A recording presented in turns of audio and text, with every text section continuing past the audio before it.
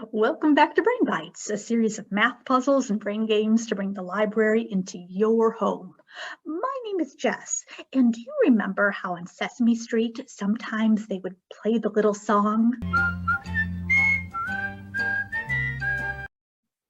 And then they would show you four things. One half of your brain would happily be singing, "One of these things is not like the other," while the other part of your brain would be screaming, "It's the fish! It's the fish! How can you not see it's the fish?" Well, I think that Sesame Street was secretly trying to teach you about set theory. In mathematics, a set is a collection of distinct things. All members or elements of a set are different and order doesn't matter. For instance, this is a legitimate set. Its members or elements are Steve, cow, tuna sandwich, and each of them is separated by a comma and they are all squished between curly brackets. If we were to mix them up and maybe have tuna sandwich, cow, Steve, this is the same set. Now, sets start to become more interesting when we define one such that stuff gets to go into the set when it shares a common property. For instance, with our Sesame Street set, once we scratch out that fish, we have a set of shoes. This set contains the Chuck Taylor, the high heel, and the boot.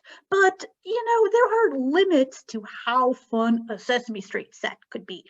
Luckily, the author Christopher Danielson, who is a math educator and founder of Math on a Stick, found a more fun way to ask the question, which one doesn't belong? He had this idea that you could have four different things, and if you asked the question, which one doesn't belong, you could have four legitimate answers. And we can do this too. For instance, let's look at cakes. One of these things is not like the other. But which one?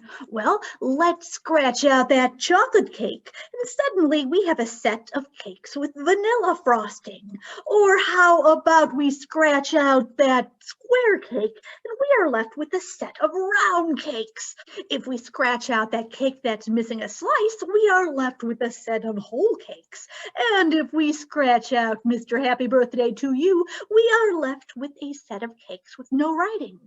Now, if cakes don't feel mathy enough for you, how about monomials? We can have 27x squared, 3x squared, 45x squared, and 9x cubed.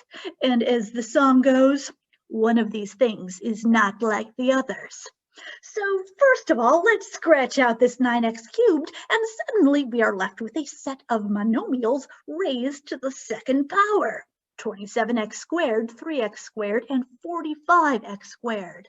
Now let's scratch out this 3x squared because clearly it is not divisible by 9, whereas 27x squared, 45x squared, 9x cubed are all members of the set of monomials divisible by 9.